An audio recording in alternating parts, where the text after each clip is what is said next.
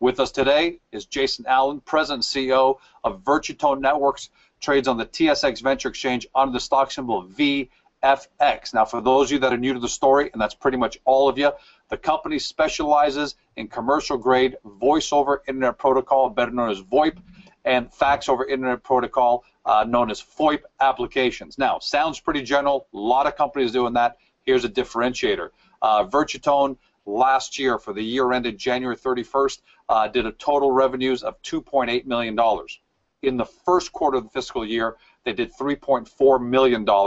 And in the last 2 months, $2.5 million in May, $2.2 million in June. That's substantial growth. That's what I want to talk about. Jason, welcome to the show. Hi, George. Thanks for having me. All right, so you've had exceptional revenue growth. I mean, pretty much you're on track to more than 10 times your revenue over your last fiscal year. Tell us about it. What's the difference? What's the magic formula that suddenly has seen the company rocket in terms of revenue growth? We've really focused on the wholesale aspect of things and really found our niche in the marketplace, and taken that, realized where the revenues and margins were, and focused on that and taken off with it.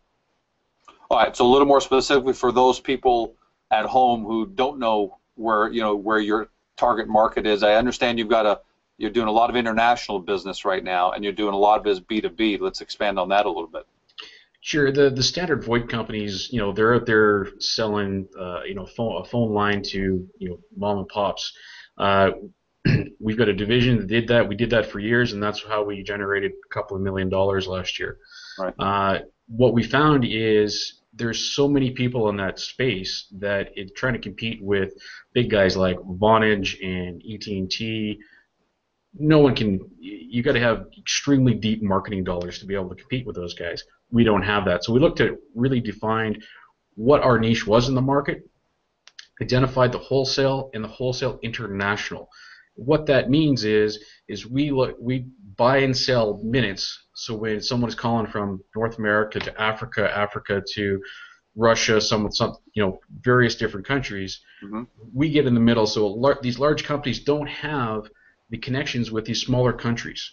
So when you're an AT&T customer and you want to call your family back in Ghana, Africa, AT&T doesn't do that directly. They do that through guys like us, and that's where we've been able to carve out our niche in the market.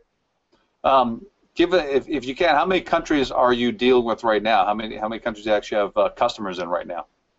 We actually provide a full A to Z, but we try to focus on the boutiques of about 30 to 40 main countries, and that's really where we've been able to catch our stride. Is do extremely well on 30 or 40, and we are the players in the market for those.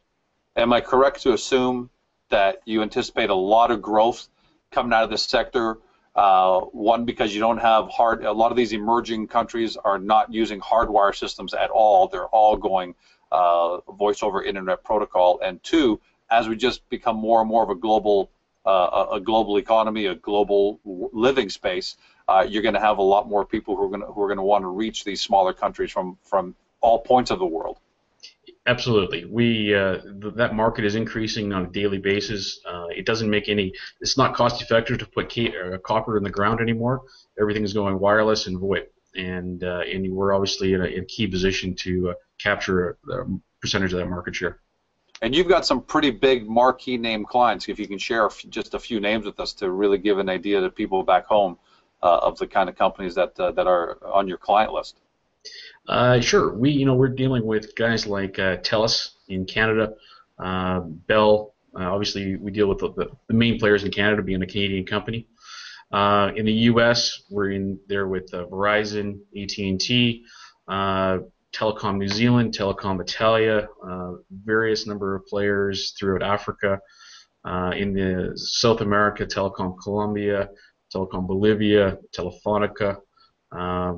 Tigo. So we've really tried to focus on the South American market and the African market because they're in that 5-10 cent a minute versus North America is less than a penny. So obviously you're going to make more money on you're going to make the same percentage whether it's on a penny or on 10 cents. So we went after the big dollars, and that's the Latin American and African countries. And it's interesting that you bring that up, because my next question was going to be talking about margins. Going back to what you said earlier, the residential business where you're dealing with Vonage or Magic Jack and those people where it's $9.99, and I imagine margins are very, very slim. Are they a little better on the commercial side, on this side of things? It's the margins are actually a little bit lower, but there's less overhead, it's a lot bigger volumes, right? It's instead of dealing with $2 million a year, we're dealing with $2 to $3 million a month, right? And the same kind of margins. So obviously that's how we were able to expand and grow our company. Now, in addition to revenues and the revenue growth, which I think is always a great indicator of whether a small cap company is indeed growing, because there are a lot of people who can tell a great story, and there are a lot of people who can tell you about the future and what they think they're going to do. You guys are doing it now, but in addition to the revenues, you've also had some pretty good recognition by receiving some awards in the industry. Tell us about that. Yeah, we've been recognized by the Brenham 300 group, and last year we won the fastest growing ICT company in Canada, and this year we were recognized as the top 50 to watch, one of the top 50 companies in Canada to watch. So we're very happy to receive those awards and the recognition for our growth, and we expect with our growth this year we'll continue to receive some more awards. And I've got to imagine that those awards also are great marketing vehicles for the company as well, as you go back to either your existing clients or new customers that you're trying to acquire, and you show these awards. I guess that only helps the sales process at the end of the day. Yeah, absolutely. Successful companies want to deal with successful companies. There's a lot of companies out there in the marketplace that are fly by night, and we're definitely not one of them. We're producing good quality product for various different companies all over the world, and being recognized for that here at home in Canada. If there's a business challenge on the business side of things, where does that challenge come from?